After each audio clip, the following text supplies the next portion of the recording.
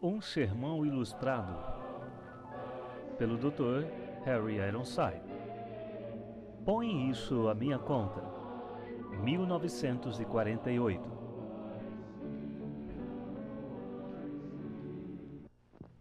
Quero falar com vocês hoje através desse livro, que é um dos mais curtos do Novo Testamento, o pequeno livro de Filemão. Quero chamar sua atenção especialmente para os versículos de 8 até o 18.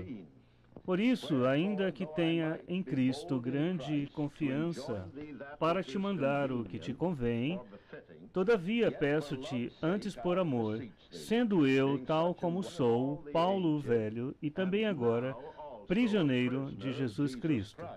Peço-te por meu filho Onésimo, que gerei nas minhas prisões, o qual noutro tempo te foi inútil, mas agora a ti e a mim muito útil. Eu te tornei a enviar, e tu torna a recebê-lo, como as minhas entranhas. Eu bem o quisera conservar comigo, para que por ti me servisse nas prisões do Evangelho. Mas nada quis fazer sem o teu parecer, para que o teu benefício não fosse como por força, mas voluntário. Porque bem pode ser que ele se tenha separado de ti por algum tempo, para que o retivesses para sempre. Não já como servo, antes mais do que servo, como irmão amado. Particularmente de mim, e quanto mais de ti, assim na carne como no Senhor. Assim, pois, se me tens por companheiro, recebe-o como a mim mesmo. E se te fez algum dano ou te deve alguma coisa, põe isso à minha conta. Lembro-me de alguém que escreveu sobre esse livrinho, anos atrás, que é o melhor exemplo de correspondência cristã pessoal, antiga, existente. E ainda sabemos que, à primeira vista, parece trazer um assunto muito insignificante, pois trata sobre o assunto de um escravo, fugitivo, ladrão e miserável. Mas há um lado positivo nisso. Esse escravo fugitivo foi convertido, e esse ladrão havia sido transformado e se tornou um homem honesto. A carta foi escrita para uma família cristã e endereçada a seu patriarca, cujo nome era Filemão e aparentemente vivia na cidade de Colossos, e foi escrita pelo apóstolo Paulo. Alguns anos antes, Filemão havia sido levado ao conhecimento salvífico de Cristo ao entrar em contato com o apóstolo Paulo. Como muitos cristãos, como uma família em seus dias, ele tinha um escravo em seu lar. O cristianismo não expulsou imediatamente a escravidão do mundo. Não convocou os mestres cristãos em todos os lugares a libertarem seus escravos. Pois, tais como eram as condições do Império Romano, no momento em que o Novo Testamento foi escrito, muitos desses escravos, se fossem libertados, estariam em uma condição muito pior e infeliz do que se continuassem servos nos lares cristãos. E assim, na casa de Filemão havia um servo, o escravo chamado Onésimo. E diz que Onésimo significa útil, mas esse homem era tudo, menos útil. Ele tinha um bom nome, mas ele não fez jus ao seu nome. Conhecemos muitas pessoas assim. Muitas pessoas são chamadas cristãs, mas elas realmente não vivem de acordo com este nome. Até porque muitas delas nem ao menos sabem quem foi Cristo e a quem essa palavra está ligada. E assim Onésimo, aquele servo tão bem nomeado, provou ser um servo ocioso, dissoluto e ladrão. E eventualmente ele fugiu de seu mestre. E aparentemente, antes de deixar Colossos, se apropriou de alguns dos tesouros do seu mestre. Se foi uma questão de bens ou de dinheiro, não sabemos. Mas de qualquer forma, ele roubou de seu mestre. Quanto tempo ele permaneceu livre não nos é dito, nem como ele chegou de Colossos até onde Paulo estava naquele momento. Paulo era um prisioneiro, provavelmente em Roma. Alguns estudiosos acreditam que ele ainda estava em Cesareia. Mas, de qualquer forma, chegou o dia em que Onésimo e Paulo foram colocados face a face. Você sabe que Deus sabe muito bem como reunir o pecador necessitado ao mensageiro da sua graça. E aqui estava Onésimo com seu fardo e sua culpa, com uma consciência inquieta, sabendo que ele havia cometido algo errado. Posto face a face com Paulo, o apóstolo, o homem que havia sido usado por Deus para levar seu mestre Filemon a um conhecimento salvífico do Senhor Jesus Cristo. O que quer que Onésimo estivesse tramando, talvez algum outro crime, não podemos dizer. A questão é que ele foi preso. E Paulo estava lá, e se sabia de algo sobre ele, e por que decidiu falar com ele, nós não sabemos. Mas de qualquer forma, o resultado da união deles foi que Onésimo também foi levado a conhecer a Cristo como seu Salvador. Pode-se imaginar que algum tempo depois ele confessar a Cristo, ele deve ter ido ver Paulo e desabafou com todo o coração algo mais ou menos assim: Paulo, você sabe que tem uma grande carga repousando sobre minha consciência. Sei que Deus me salvou. Sei que Ele me perdoou e me alegro na salvação que encontrei em Cristo. Mas você sabe, eu era um servo na casa de Filemon e, de acordo com a lei, eu lhe devia meu serviço e meu tempo, mas eu decidi fugir. E quando eu fugi, eu levei comigo alguns dos bens do meu mestre. Agora eu me sinto tão arrependido e envergonhado. Eu gostaria de arrumar as coisas, mas eu não sei como posso fazer isso. Tenho desperdiçado toda a minha vida desobedecendo a Deus e não tenho nada com que retribuir ao meu mestre. No entanto, eu sinto que devo voltar para ele. Também confesso que o que fiz foi errado e devo fazer tudo certo, mas não sei como agir. Mas você imagina o que Paulo pode ter dito: Onésimo, eu conheço seu mestre tão bem, que tenho certeza de que se eu escrever uma carta, pedindo que ele o trate com indulgência e lhe dê uma chance de calcular a dívida que você deve, ele estará disposto a fazê-lo. Mas a verdade da justiça é tão poderosa que a alma de Paulo não se contentou em fazer apenas isso. Ele viu nessa situação uma bela oportunidade de ilustrar o Evangelho da graça de Deus. Então ele deve ter dito a Onésimo: sim, você deve voltar para casa, deve se entregar ao seu mestre. Você não tem nada com que pagar. Você não pode consertar as coisas, mas Onésimo, eu vou me tornar sua garantia. Vou me comprometer a pagar sua dívida. E vou escrever uma carta para Filemon e quero que você a leve para ele. Não implore nada por si mesmo, apenas lhe entregue a carta na qual ele saberá que estou disposto a resolver tudo de maneira justa. E então eu posso imaginar a gratidão no coração de Onésimo e como chegou o dia em que, com a carta de Paulo em sua bolsa, ele começou a voltar para a cidade de Colossos. Costumo tentar visualizar a reunião entre Onésimo e Filemon. Eu imagino que talvez Filemon estivesse olhando pela porta de sua casa e um dia viu alguém de repente na estrada e ele se perguntou: quem é aquele que está vindo pela estrada? Ele anda como aquele patife do Onésimo que me roubou, fugiu de mim. Mas eu imagino que ele não voltaria para casa jamais. Sim, parece muito com ele. E ele continuaria observando e olhando e finalmente teria certeza que Onésimo chegou ao portão.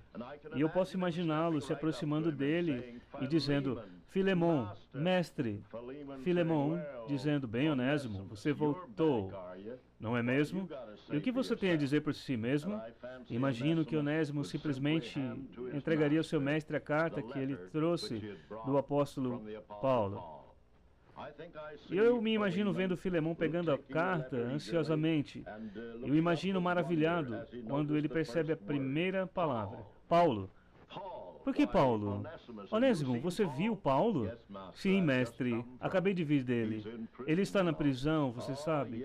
Oh, sim, querido e idoso Paulo, o homem que me levou a Cristo. O que ele está dizendo aqui? Paulo, prisioneiro de Jesus Cristo, e o irmão Timóteo, ou aquele bom jovem Timóteo que prega com ele. Ao amado Filemon, nosso cooperador. Oh, meu bom amigo, fala comigo de um jeito muito melhor do que eu mereço. E a nossa amada Áfia. Áfia, foi quando Filemon leu isso que sentiu falta de Áfia. Vem aqui, recebemos uma carta de Paulo. E eu imagino que ao ouvir Filemon, ela deve ter vindo correndo. E talvez Arquipo, o jovem pregador que estava em sua casa, veio atrás dela. Então Filemon continuou lendo. E Arquipo, nosso camarada, e a igreja que está em sua casa. Graças a vós e paz. Oh, aí está esse escravo miserável e fujão. Não diga nada. Vamos ver tudo o que ele tem a dizer sobre ele. Então eles continuaram lendo juntos. Graças dou ao meu Deus, lembrando-me sempre de ti nas minhas orações, ouvindo do teu amor e da fé. Oh, quão amorosamente ele escreve. Que tens para com o Senhor Jesus Cristo e para com todos os santos. Eu acho que os amo ainda mais. Para que a comunicação da tua fé seja eficaz no conhecimento de todo o bem que em vós há por Cristo Jesus. Tive grande gozo e consolação do teu... E o que ele diz aqui? Peço-te por meu filho, Onésimo. Sabe, Áfia, eu imagino que Onésimo tenha se fingido de religioso quando esteve com Paulo, a fim de obter sua simpatia. Gostaria de saber se alguma vez ele falou como ele nos roubou e como se comportou mal antes que fugisse. Vamos ler. O qual no outro tempo te foi inútil? Certamente ele me foi. Mas agora a ti e a mim muito útil. Não tenho certeza. E tu tornei a enviar. Poderia muito bem ter ficado com ele. E tu torna a recebê-lo como as minhas entranhas. Ele deveria aprender um pouco mais sobre Onésimo. Eu bem o quisera conservar comigo, para que por ti me servisse nas prisões do Evangelho. Ele não deve ter trabalhado muito para ele, mais do que trabalhou para mim. Não melhorou muito, não é mesmo? Mas não quis fazer sem o teu parecer. Ficaria feliz se eu tivesse ficado com ele. Porque bem pode ser que ele se tenha separado de ti por algum tempo, para que o retivesse para sempre. Não já como servo. Oh, não. Ele não chegou a ser exatamente um servo, não foi? Antes, mais do que servo, como irmão amado. Bem, eu gostaria de ter certeza de que há alguma evidência real de arrependimento antes de aceitá-lo como irmão. Um irmão amado, se eu achasse que ele tivesse assumido seu crime, confessado o roubo, eu me sentiria diferente. Espera, o que ele diz aqui? E se te fez algum dano, ou te deve alguma coisa? Então ele contou a Paulo sobre a maneira como ele nos roubou e prejudicou. E se te fez algum dano, ou te deve alguma coisa, põe isso à minha conta. Eu, Paulo, de minha própria mão escrevi, eu o pagarei. Eu imagino que a atitude de Filemon passou por uma mudança radical e completa. Eu posso vê-lo virar-se para Onésimo e dizer: Onésimo, você confessou o que fez de errado ao nos roubar e fugir, se comportando de tal maneira, tão malandra? Sim, mestre, eu tenho muita vergonha disso. Eu gostaria de pagar tudo de volta. Eu gostaria de acertar tudo até o último centavo, mas não consigo. Mas você vê o que Paulo diz. Eu vejo o que ele diz. Diz que será a sua garantia, Onésimo. Ele diz que pagará tudo por você. Bem, então, honestamente, com o pedido de Paulo, terei que perdoá-lo. E eu te perdoo livremente. Não é uma imagem maravilhosa do Evangelho? Você sabe que me parece que é assim que o Senhor Jesus Cristo leva todo pobre pecador arrependido à presença do Pai?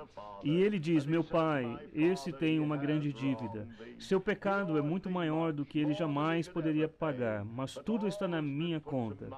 E eu paguei toda a dívida no Calvário. Tenho certeza de que Filemon nunca enviou a conta a Paulo. Talvez ele tenha perguntado particularmente sobre suas circunstâncias e provavelmente tenha lhe enviado alguma oferta, um valor que eu realmente não sei dizer.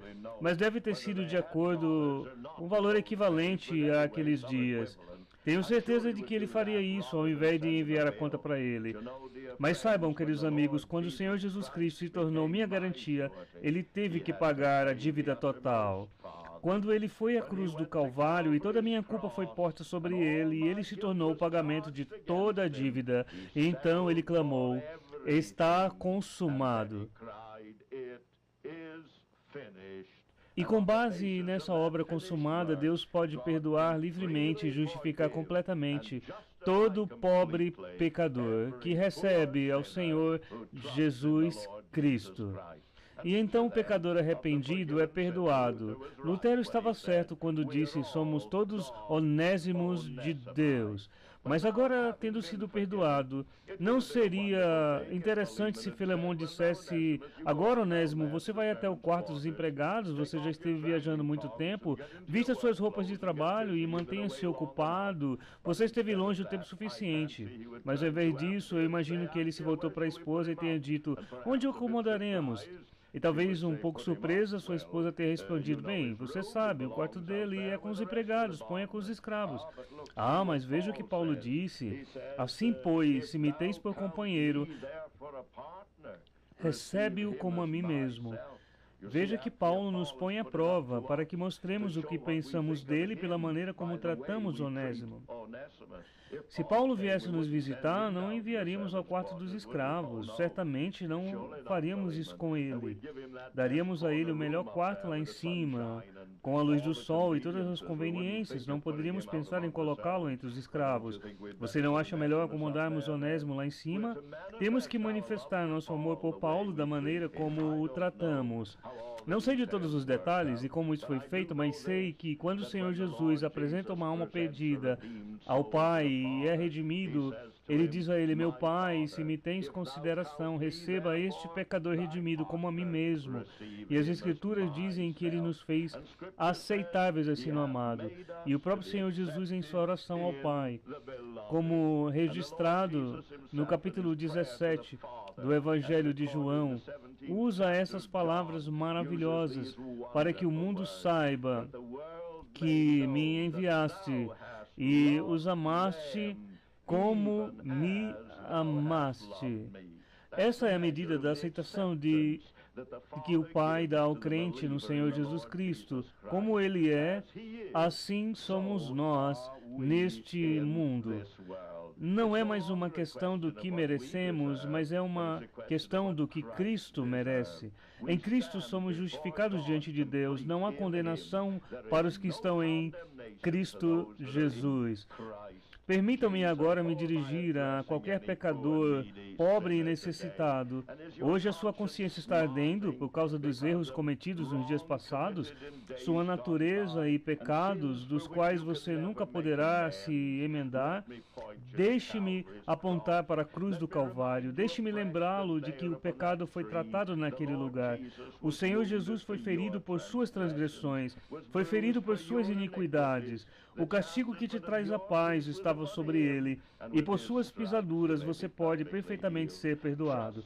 Confiando nele e pondo sobre ele a sua dívida, Deus o Pai concede a você o mesmo amor que ele concede a seu amado Filho, nosso Senhor Jesus Cristo. Então você vê nessa linda carta um lindo quadro de substituição e aceitação. O Evangelho da graça de Deus agiu para nos mostrar como Deus lida com o pecador que vem a Ele em nome de seu Filho abençoado. Você já veio, você já se arrependeu, você já confiou nele? Se não, eu peço que você venha agora. Mas a todos quantos o receberam, deu-lhes o poder de serem feitos filhos de Deus, aos que creem no seu nome.